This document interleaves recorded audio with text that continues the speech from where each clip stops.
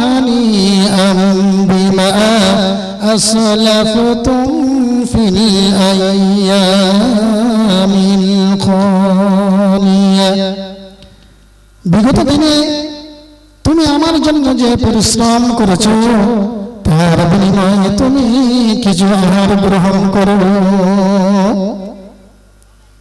মুহাম্মদ সাহেব খাওয়া দাওয়া তাড়াতাড়ি শেষ করে ঘরের এক কোণায় ছেলেদের ডেকে বলছেন যে তোমাদের মা কতদিন এইভাবে কোরআন দিয়ে কথা বলে? ছেলেরা বললেন আমাদের জ্ঞান হওয়ার পর থেকে 1 বছর নয় 2 বছর নয়, বিগত 40 বছর মায়ের মাতৃ জমানে কোনো কথা শুনি নাই। সুবহানাল্লাহি ওয়া বিহামদিহি। এই হলো কোরআনের ভালোবাসা। এই কোরআনকে আজকে ছেড়ে দিয়েছি। ও মুসলমানেরা, কোরআন পড়ুন, কোরআন বুঝুন, কোরআনকে ভালোবাসুন, তার উপরে আমল করুন, তাহলে ইহকাল এবং পরকালে নাজাত পেয়ে যাব। যা কিছু আছে সব কিছু কোরআনের ভিতরে আছে। এই কোরআনের মর্যাদা আমাদের কাছে আজকে নাই। মসজিদে হোক মাদ্রাসা হোক, একটা বাচ্চা যদি কোরআন শিখতে যায়, তাকে যদি বলা হয় যদি 20 টাকা করে যদি চায় যে তোমার ছেলেটাকে কোরআন শিক্ষা দেবো 20 টাকা দিও, 1000 প্রশ্ন ওঠে। 20 টাকা করে, তাহলে এতগুলো ঘর 20 টাকা করে দিলে কতগুলো টাকা হবে? এত টাকা নিয়ে যাবে। কিন্তু আমার বাচ্চাদের ভূগোল, ইতিহাস, দর্শন পড়াবে, তাদেরকে মাস গেলে 4000-5000 টাকা গুনে মাস্টারের হাতে মাস শেষ হওয়ার আগে তাদের হাতে গুনে দিয়ে আসে। আর যে বাচ্চাটাকে কোরআন শিক্ষা দিল, এই বাচ্চাটার জন্য যদি বলে তোমার সময় হয়ে এসছে, মাস পার হয়ে গেছে, 20 টাকা দেওয়ার কথা তুমি দেবে না? বলছে এত তাড়াতাড়ি মাস শেষ হয়ে গেল, আর 20 টাকা করে নিলে এতগুলো ঘর, তাহলে কতগুলো টাকা হয় হিসেব করে। কিন্তু আপনার ইতিহাস, ভূগোল, দর্শন পরকালে কোনো কাজে আসবে না। তাই বলে এটা আমি শিখতে হারাম বা নিষেধ করছি তা না, শেখার দরকার আছে, শিখতে হবে, কিন্তু সবথেকে বেশি প্রাধান্য দিতে হবে কোরআনের উপরে। মনে পড়ে গেল আমার সেই এক দার্শনিকের কথা। এক দার্শনিক নৌকায় চড়ে, একটু দেরি করতে বলো, হ্যাঁ একটু দেরি কর, একটু দেরি কর, কথা শেষ করে দিলে খাওয়া দেবে। মনে পড়ে গেল সেই দার্শনিকের কথা। এক দার্শনিক, মজার ঘটনা। নৌকায় চড়ে কোনো জায়গায় যাচ্ছিল। দার্শনিক একা, মাঝিও একা, মাথার ভিতরে দর্শন গিজ গিজ গিজ গিজ করছে, কথা বলার লোক পাচ্ছে না। খেয়াল করে শুনবো, কথা বলার লোক পাচ্ছে না। শেষ পর্যন্ত বেছে নিল, মাঝিকে বেছে নিল, মাঝির সঙ্গে কথা বলবে। দার্শনিক সিদ্ধান্ত নিল। দার্শনিক জিজ্ঞাসা করছে, ওই মাঝি কতদিন নৌকা পাও? বলছে স্যার তো বহুকাল নৌকা চালাচ্ছি। তা বললে ভালো কথা, তা তোমাকে একটা জিনিস জিজ্ঞাসা করে, ভূগোল বলছে ভূগোল? মাঝি বলছে স্যার আমি হলাম গরিব মানুষ, ভূগোল আমরা কোথায় পাবো? এ কোনোদিন দেখিও নি, খাইও নি।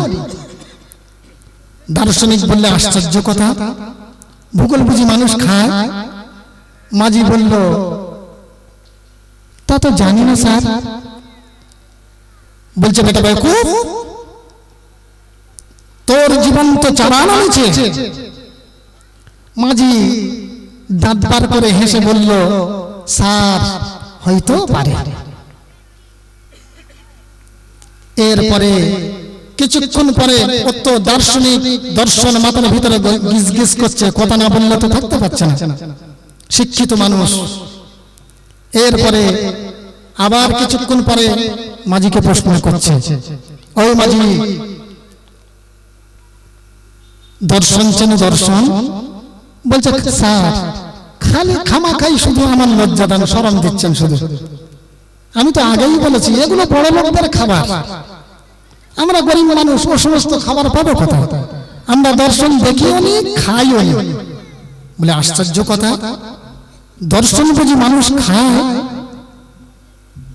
বলছে স্যার তা তো জানি না। বলছে বেটা বেকুফ, তোর জীবন তো আটা নামেছে। মাঝি দাঁত বার করে হেসে বলল, স্যার হয়তো পারে। আবার কিছুক্ষণ পরে বলছে বেটা বেটা বেটা মাঝি, কিছুই তো জানো না, শুধু শুধু দাঁত বার করো। ইতিহাস বুঝো, ইতিহাস? বলছে স্যার এইবার একটা কথা বলেছেন যার সঙ্গে আমার কিছুটা মিল আছে। বাপ ছিল গরিব মানুষ, ছোটবেলায় বাপ শীতের মৌসুমে এই পাতিহাঁস জবাই করে আমাদের খাওয়াতো। এই ইতিহাসের সঙ্গে পাতিহাঁস কিছুটা মিল আছে। আর বিয়ের পরে শ্বশুর বাড়ি গেলে নতুন নতুন নতুন আমাকে রাজাহাঁস জবাই করে খাওয়াতো। এই পাতিহাঁস রাজাহাঁস ইতিহাসের সঙ্গে কিছুটা মিল আছে স্যার। এবার একটা কথা বললেন, বলে বেটা বেকুফ, ইতিহাস আর পাতিহাঁস বুঝি এক? বলছে স্যার তা তো জানি না। তো স্যার ইতিহাস পাতিহাঁস কেনাম, রাজাহাঁস কেনাম, ইতিহাস কোথায় পাওয়া যায় স্যার?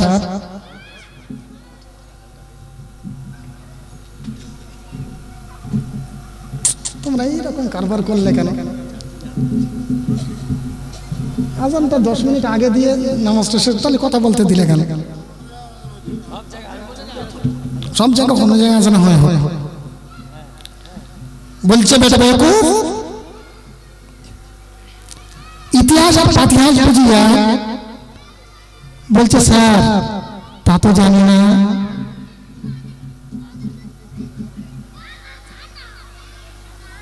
বলছে বেটা বেকুফ, তোর জীবন তো বাড়ানো হয়েছে। মাঝি দাঁত বার করে হেসে বলল, স্যার হয়তো পারে। কিছুক্ষণ পরে উত্তর গগনে কালো গাঢ় অন্ধকার মেঘ নেমে এসেছে। মাঝি এবার বলছে, স্যার সাঁতার জানেন? বলছে না তা তো জানি না। তা বলছে স্যার আমার 3 সাবজেক্ট দিয়ে আমার জীবন বাড়া নামেছে, আর এখন দেখছি আপনার এক সাবজেক্টে তো জীবনটা 16 আনাই নিচে। আপনার ইতিহাস আর পাতিহাঁস আর রাজাহাঁস নিয়ে ডুবে মরো ভাই, ওইগুলো খেয়ে আর ডুবে মরে যাও। আর আমার যে 4 আনা বাকি আছে, বারানা চলে গেছে, 4 আনা বাকি আছে, এই 4 আনা দিয়ে আমি শেষে কিনারায় উঠবো আর তুমি ডুবে মরো। দার্শনিক জিজ্ঞাসা করছে, মাঝি নৌকায় ডুবে মানুষ মরে বুঝি? বলে হ্যাঁ মরে তো, আমার বাপ ছিল মাঝি, সে ওই নৌকা ডুবে মরে গেছে। বলছে তোমার দাদা? বলছে সেও মাঝি ছিল, সেও নৌকা ডুবে মরে গেছে। বলছে তোমার নানা? বলছে সেও নৌকায় মাঝিগিরি করতে গিয়ে সেও নৌকায় ডুবে মরে গেছে। বলে আশ্চর্য কথা, তুমি তো বেকুব কম না, তুমি তো দারুণ বেকুব। যে জায়গায় তোমার বাপ মরল, দাদা মরল, নানা মরল, সেই মাঝিগিরি, সেই ব্যবসা, সেই জায়গা তুমি এখন ছাড়তে পারলে না। তোমার মতন তো আম মুক্ত আর নাই। মাঝিও কম চালাক না, মাঝিও ছিল বেশ ভালো চালাক। মাঝি বলল, স্যার আপনার বাপ বেঁচে আছে? বলছেন না। বলছে মরে গেছে? বলছে হ্যাঁ। বলে কিভাবে মরেছে? বলে ঘরের ভিতরে খাটের উপরে শুয়ে চিত হয়ে শুয়ে পড়ে মরেছে। তোমার দাদা? বলে সেও খাটের উপরে চিত হয়ে শুয়ে পড়ে মরেছে। বলছে তোমার নানা? বলে সেও খাটের উপর চিত হয়ে শুয়ে পড়ে মরেছে। বলছে তুমি তো বেশ কম না, যে ঘরে তোমার বাপ মরল, দাদা মরল, নানা মরল, সেই ঘরের মায়াটা তুমি এখনো ছাড়তে পারলে না। তোমার আসল ঘরটা তো এখন পর্যন্ত তুমি ঠিক করতে পারলে না। তুমি তো দারুণ বেশরম। মাঝি এই কথাই বোঝাতে চাইল, দার্শনিক তোমার ইতিহাস পাতিহাস আর দর্শন নিয়ে তুমি এখানেই থাকো, কিন্তু আসল কথা হলো মৃত্যু। মৃত্যু যখন আসবে কাউকে ছাড়বে না। আর মৃত্যুর পরে তোমার দর্শন ভূগোল ইতিহাস সম্পূর্ণ সম্পূর্ণ করে হিসাব দিতে হবে, এটা তুমি ভুলে যেও না দার্শনিক সাহেব। তোমার জন্য দারুণ একটা কঠিন জায়গা অপেক্ষা করছে, সেই জায়গাটা হলো কবর। তুমি যত দর্শন জানো, যত শক্তিশালী হও, যাই হও না কেন, তোমার কিন্তু মৃত্যুর স্বাদ একদিন চাকতে হবে। আর এই জায়গায় তোমার যেতে হবে, সেখানে গেলে তোমাকে তিনটে প্রশ্ন করবে। সেই প্রশ্ন হলো মান রব্বুকা ওয়া মা দীনুকা ওয়া মান নবিয়ুকা। তোমার দিন কি, তোমার নবীকে, তোমার ইসলাম কি? এই তিনটে প্রশ্নের উত্তর না দেওয়া পর্যন্ত তোমার পা তুলতে দেবে না। বড় কঠিন জায়গা সেখানে। সেখানে কোনো ঘুষ গাছের কারবার নেই, কাউকে সুপারিশ করার জন্য তোমাকে পাওয়া যাবে না। সেখানে জায়গাটা ঠিক করতে হলে তোমাকে এখানে ঈমান তৈরি করতে হবে। বলা হয়েছে একটা মানুষকে যখন কবরে রাখা হয়, মানুষ 40 কদম যেতে না যেতে তাকে প্রশ্ন করা হয় মান রব্বুকা, তোমার রবকে বলো।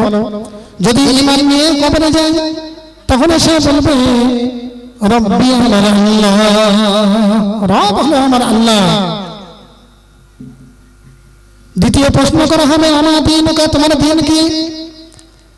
যদি ব্যক্তিটা ঈমান মনে হয় সে বলবে দীনুনা ইসলাম, আমার দিন হলো আমার ইসলাম। কোন কোন রিওয়ায়াতে বলা হয়েছে প্রতিটা কবরে রাসূলুল্লাহকে সরাসরি আনা হবে অথবা আকার ইঙ্গিতে